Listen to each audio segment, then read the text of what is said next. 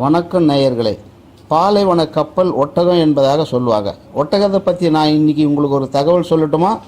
புனித இஸ்லாமியர்களுடைய குரானில் ஒட்டகத்தை பற்றி இறைவன் சொல்வதாக சொல்லப்படுகிறது. அதாவது ஒட்டகத்தை நீங்கள் கவனிக்கலையா, அதை நான் எப்படி படைச்சிருக்கிறேன் என்பதாக. ஒட்டகத்தை ஆராய்ச்சி செய்யும்போது மனித உடலில் 37 டிகிரி செல்சியஸ் அளவு வெப்பம் இருந்தால் வியர்வை வரும். ஆனால் ஒட்டகத்துக்கு 41 டிகிரி செல்சியஸ் அளவு வெப்பம் இருந்தால் தாங்க வியர்வை வரும்.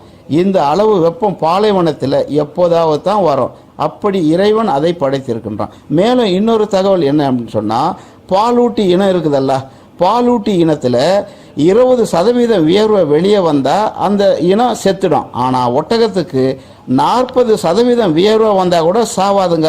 அதான் ஒட்டகத்தை நான் அற்புதமாக படைச்சிருக்கிறேன் என்பதாக இறைவன் சொல்கிறான். மேலும் ஒட்டகம் தன் உடலில் எடையில் 1/3 நீரை 10 நிமிஷத்தில் குடிச்சிருமாங்க.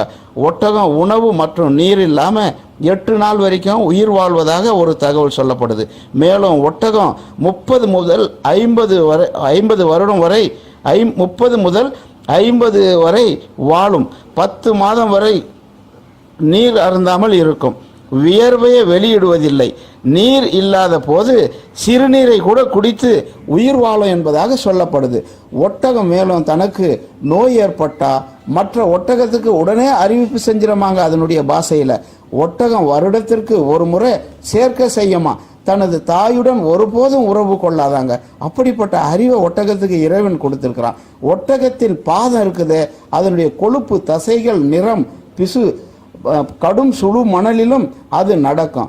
சுமார் ஒட்டகம் 1100 கிலோ சுமையுடன் தினமும் 40 கிலோமீட்டர் நடக்குமாங்க. காது, மூக்கு, கண் ஆகிய உறுப்புகளின் மணல் புயல் தாக்காமல் வைத்து கொள்ளும். பகலில் சூட்டை இரவில் விட்டுவிடும். 11 மாதம் சென்ற பின் குட்டி போடும். ஒரு வருடம் பால் கொடுக்கும். 16-17 வருடம் கழித்து குட்டியிடும். பெரும் 40-50 ஆண்டுகள் வரை உயிர் வாழும் என்பதாக தகவல் சொல்லப்படுதுங்க.